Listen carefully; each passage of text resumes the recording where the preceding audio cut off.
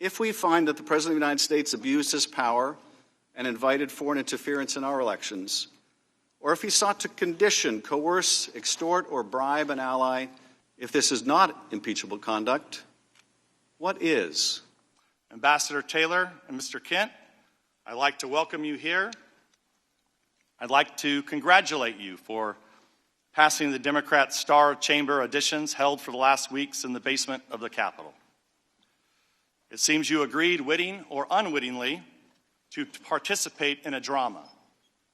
But the main performance, the Russia hoax, has ended, and you've been cast in the low-rent Ukrainian sequel.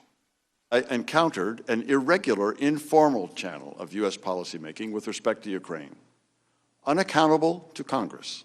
The odd push to make President Zelensky publicly commit to investigations of Burisma and alleged interference in the 2016 election showed how the official foreign policy of the United States was undercut by the irregular efforts led by Mr. Giuliani.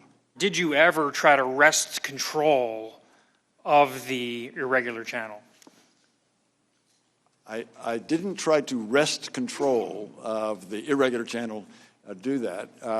At the time, when I... Why not, though, if you have these concerns? Because, Ms. Castro, at the time, both channels were interested in having a meeting between President Zelensky and President Trump.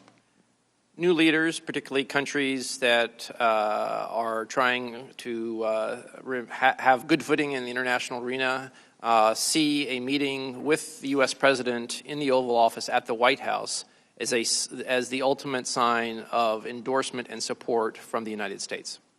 It's one thing to try to leverage a meeting in the White House. It's another thing, I thought, to leverage security assistance to a country at war. You also said that more Ukrainians would undoubtedly die without U.S. assistance. Why is that? This assistance allows the Ukrainian military to deter further incursions by the Russians against Ukrainian territory. In your deposition, you said this, and you said it again in the first hour of the majority. My clear understanding was security assistance money would not come until President Zelensky committed to pursue the investigation. Now, with all due respect, Ambassador, your clear understanding was obviously wrong because it didn't happen. President Zelensky didn't announce he was going to investigate Burisma or the Bidens. Ambassador, you weren't on the call, were you? You didn't listen on President Trump's call and President Zelensky's call? I did not. You've never talked with Chief of Staff Mulvaney? I never did. You never met the president? That's correct. This is what I can't believe, and you're their star witness. You're their first witness. You're the guy based on this, I mean, I've seen church prayer chains that are easier to understand than this. Mr. Kent, are you a never-Trumper? I am a career non-professional who serves whatever president is duly elected and carries out the foreign policies of that president in the United States, and I've done that for 27 years for 3 Republican presidents and 2 Democrat presidents. Ambassador Taylor, are you a never-Trumper? No, sir. In this impeachment hearing today, where we impeach presidents for treason or bribery or other high crimes, where is the impeachable offense in that call? Are either of you here today to assert there was an impeachable offense in that call? Shout it out. Anyone?